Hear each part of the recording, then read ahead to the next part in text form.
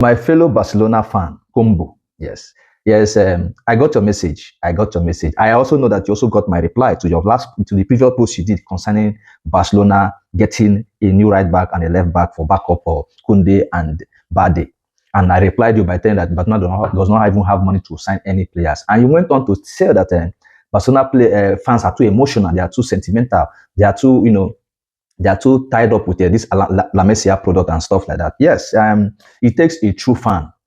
It takes a true fan, a very dedicated fan to understand the position of the club. It is true that yes, the Barcelona fans are too emotional and too attached to the La Masia. It takes only a true fan, someone who understands this club, who have been following this club from the roots, to understand the situation of the club. Now, to come in fully, I want to tell you this that getting a right back on if or if a left back is not even the issue. It's not the issue. The issue here is finances. Barcelona doesn't have that finances as it stands. I just want to make you understand this. Barcelona don't have the finances. They can't even sign player with big money.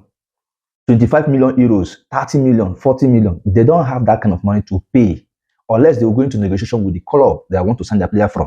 Maybe start paying instrumentally until they complete it. They don't have the outright money to pay outrightly at one stamp payment. They don't have that kind of power or that resources to do that. Now, talking about getting a right back, I think it is quite stretched. There is no point going back and forth with this getting a right back or a left back. In my own understanding, there is no need for that right back or left back. It's a decision that Amsi Flick have taken. If actually we need a right back or a left back, this would have been sorted out earlier on. We won't be going for Rashford or going for Luis Diaz in the first place. They'll be talking about how to maintain the right back and the left back positions. But because they have a cover-up for this position, that's why they couldn't go. You think that having Eric Garcia in the team is a fluke? Or do you think that having Gerard Martin in the team is a fluke? It is not a fluke. You don't know better than the coach. You don't know better than the coach. So the coach understands the situation of the club. That is why he's maintaining his stand that, okay, Eric Garcia should remain. This is a versatile player who can cover even at the left back or at the right back position. If the worst come to worst, Igino Martinez can even deputize on that left back if there's any case like that. Or coming to the right back, even Ronald Araujo can even deputize there, can even play in that position if the case come to that worse. So I think, let us not overstretch things. The ones we've gotten, we have not even registered them duly. We are still struggling to register them. There is no money. So that is why you see the Barcelona even calling for sponsors.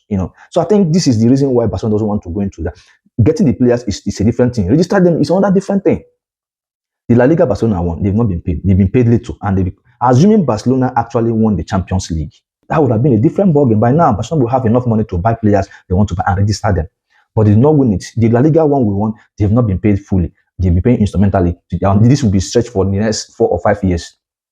So where do you want Barcelona to get this money? If at all Barcelona even qualify for the Club World Cup, at least it would have made a lot of sense. We saw people that when they had, they'll be able to gather a lot of money, qualifying from one stage to the other, and they'll be paid like that. I think it would have made a lot of sense. But in this case, Barcelona is virtually struggling financially.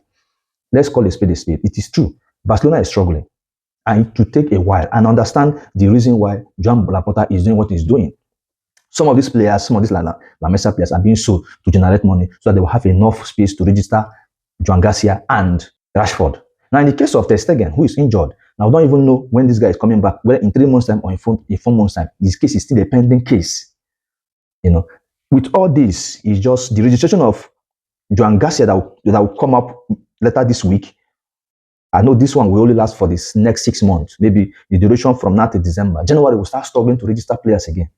You remember the case of Dani Olmo last season. So I think this is the reason why we don't need to go into the stretch of giving ourselves that much headache already, because we are in a deep blue sea as it stands now. So there's no much gain going deeper again. So what Barcelona is just to stay afloat, get what you want, register the players that are available, then you move forward and see how the season goes. If God had been on Barca's side and Barcelona gets to win the Champions League this coming season, I think it will give Barcelona a lot of stress-free. Then we start signing players that we think can actually help Barcelona in those positions you have mentioned. But for now, let's make do of what is on ground. That is my own idea of thing, because going to sign players is not the issue. You don't have the money.